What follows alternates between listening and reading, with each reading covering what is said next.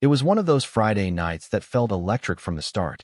You know the kind, where the air seems charged with possibility, and you just know something interesting is bound to happen. I'd been invited to a housewarming party for my friend Alex, who had finally landed that downtown loft he'd been talking about for months. The invitation said casual, but everyone knows that casual, in our circle, means you still put in effort. So there I was, dressed in my favorite jeans, and that blue button-up that somehow makes my eyes look more interesting than they actually are. The party was already in full swing when I arrived. Alex's new place was everything he'd bragged about. Exposed brick walls, floor-to-ceiling windows with a view of the city skyline that made you feel like you were floating above the world. String lights crisscrossed the ceiling, casting a warm glow over everything. And someone had created a playlist that perfectly balanced nostalgic hits with current songs that had everyone nodding along. I made my way through the crowd, recognizing most faces but noticing several I didn't know. Alex had always been good at bringing different friend groups together. There were his co-workers from the tech startup, his old college buddies, neighbors from his previous apartment, and a few wild cards who I couldn't quite place. That's when I first noticed him, leaning against the kitchen counter, nursing what looked like whiskey neat, and laughing at something someone had said. Let me back up a bit and explain why this story matters. We've all had those moments where a split-second decision leads us down an unexpected path. Sometimes those decisions are insignificant, but occasionally, they become turning points that stick in your memory. This was one of those nights, and looking back, I still wonder about the sequence of events that followed and what might have happened if I'd made different choices. So there I was, enjoying the party, catching up with friends I hadn't seen in weeks. I spent some time chatting with Emma about her new job in publishing, congratulated Tyler on finally proposing to his girlfriend of 6 years, and listened to Jordan's elaborate plans for a backpacking trip through Southeast Asia. The conversations flowed easily, aided by Alex's generous bar setup and the comfortable atmosphere he'd created. It was around midnight when I found myself next to him, the guy from the kitchen. Up close, I noticed his eyes were an unusual shade of green, and he had this habit of running his hand through his dark hair whenever he made a point in conversation. He introduced himself as Marcus, a friend of Alex's from a photography class they'd taken together last year. Our conversation started casually enough, comparing notes on how we knew Alex, discussing the impressive apartment, and debating whether the playlist was better earlier in the night or now that it had shifted to more upbeat tracks.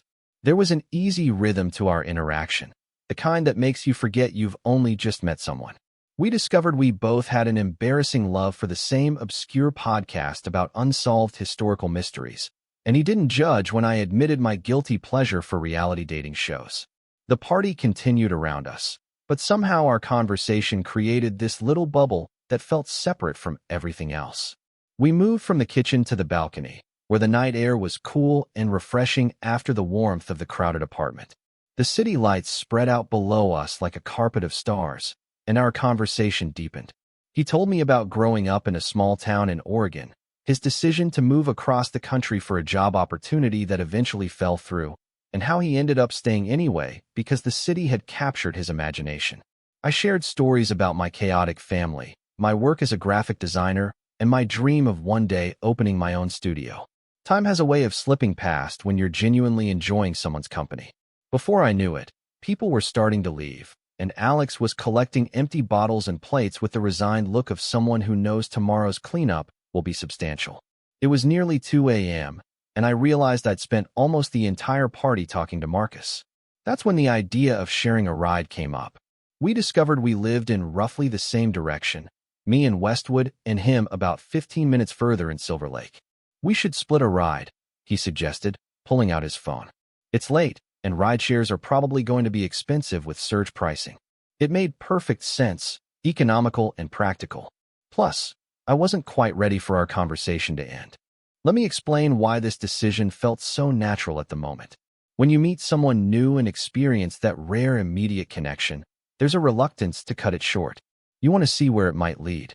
And sharing a ride seemed like the perfect extension, a little more time to talk before we'd go our separate ways. Maybe we'd exchange numbers, maybe not. There was no pressure, just the pleasant possibility of a new friendship or perhaps something more. We said our goodbyes to Alex, thanked him for the party, and stepped out into the quiet street. The night had cooled considerably, and I was grateful for the light jacket I'd brought. Marcus pulled up the rideshare app on his phone, and we huddled close to look at the screen together. His cologne was subtle but distinctive, something woodsy with hints of citrus. He entered my address first, then his as the second stop. The app showed a car would arrive in 3 minutes.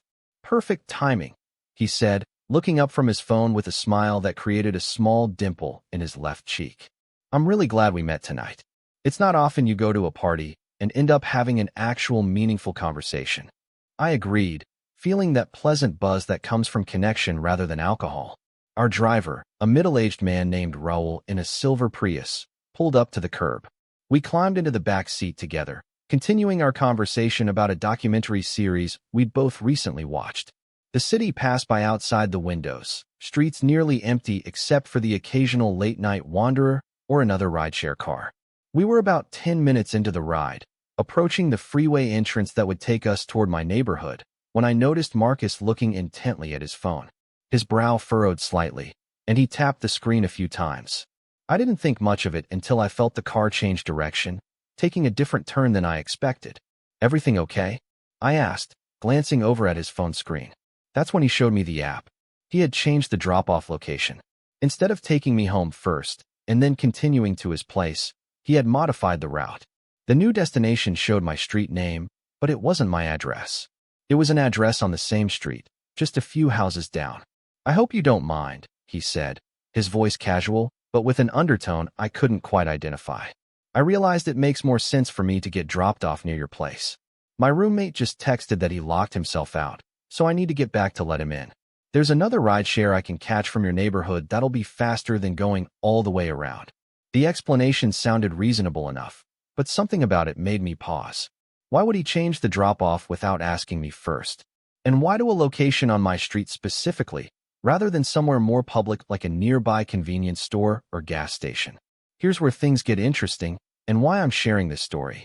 That moment represented a crossroads of sorts, a split second where instinct and reason competed for dominance. On one hand, we'd spent hours in engaging conversation. He seemed genuine, intelligent, and respectful. We had mutual connections through Alex.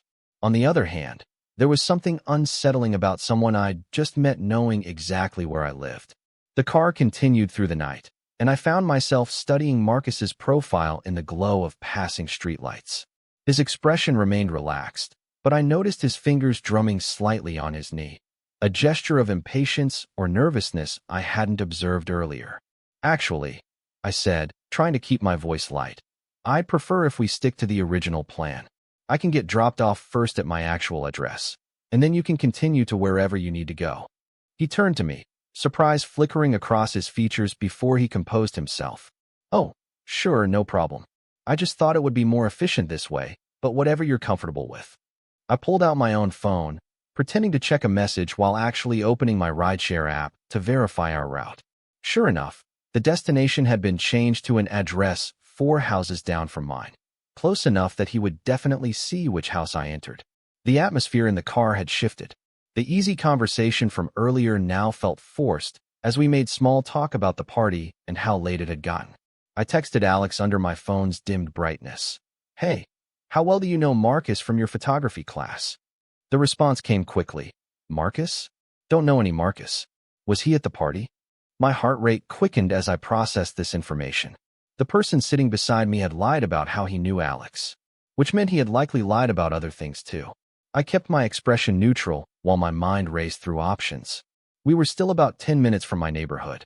"Actually," I said, making a show of checking my phone again, "my roommate just texted. She locked herself out too. What are the chances? I should probably get dropped off at the original address after all." Marcus nodded, his expression unreadable in the darkened car. "No problem. I'll change it back." I watched as he adjusted the route on his phone, all the while maintaining a casual conversation about how unreliable roommates can be. I played along, mentioning my fictional roommate's tendency to forget her keys while simultaneously texting my actual neighbor, Sam, who I knew would still be awake. "Hey, weird request, but if you see me get out of a car in a few minutes, could you wave or call out to me like you were expecting me? I'll explain later." The rest of the ride passed in what felt like slow motion. I kept the conversation going while strategizing my next moves. I'd have the driver wait until I was safely inside before leaving. I'd make sure Marcus was truly gone before entering my actual home. I'd ask Sam to keep an eye out for any unfamiliar cars lingering on our street. When we finally pulled onto my street, I felt a mix of relief and apprehension. The driver slowed as we approached my address, and I gathered my belongings, preparing to exit quickly but without appearing alarmed. "It was really nice meeting you," Marcus said as the car stopped. "We should get together again sometime. Maybe check out that new exhibition at the Modern Art Museum we talked about." I smiled noncommittally. "That would be nice. Thanks for the company tonight."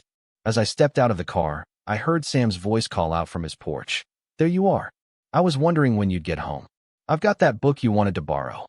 I've never been so grateful for a neighbor's quick understanding. I waved to Sam and turned back to the car window, where Marcus was watching with an expression I still can't quite define. Disappointment? Frustration? Something else entirely? "Good night," I said firmly, then walked toward Sam's house rather than my own. The car pulled away, and Sam met me halfway up his walkway. "Want to tell me what that was about?" he asked quietly. I waited until the car's taillights disappeared around the corner before explaining the strange turn the evening had taken. Sam insisted I stay at his place until we were certain the car wasn't coming back, and we spent the next hour drinking tea and periodically checking the street from his living room window. No silver Prius returned. The next day, I contacted Alex to ask about the mysterious Marcus.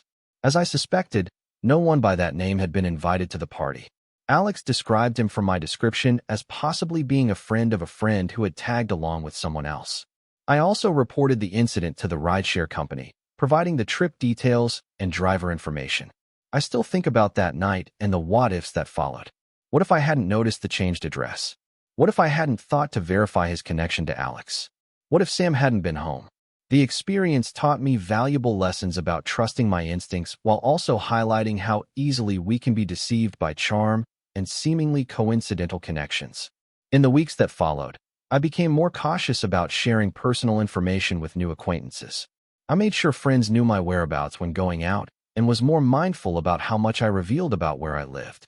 But I also didn't want this experience to make me paranoid or closed off to genuine connections. The truth is, most people we meet are exactly who they present themselves to be. The majority of shared rideshares end without incident, and most conversations at parties are just that, pleasant exchanges between people looking for connection. But that night serves as a reminder that it's okay to question situations that don't feel right, to verify information that seems off, and to prioritize personal safety over politeness. I sometimes wonder about Marcus, who he really was, what his intentions might have been, and whether he's done similar things with other people he's met. Was he simply someone who felt a connection and made poor choices in trying to extend our time together?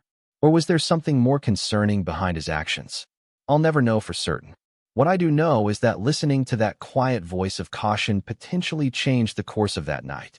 It's a voice we all have, but sometimes ignore in favor of not making things awkward or appearing rude. Yet that voice exists for a reason. It's our brain processing subtle signals that something isn't quite right, even when we can't consciously identify what's wrong. So that's my story of the shared rideshare that took an unexpected turn. It's a reminder that even in our connected world of mutual friends, rideshare apps with tracking features, and the illusion of safety that technology provides, we still need to remain aware of our surroundings and trust ourselves when something feels off. Because sometimes the most important journeys are the ones we decide not to take. Total_char_count, 13,602.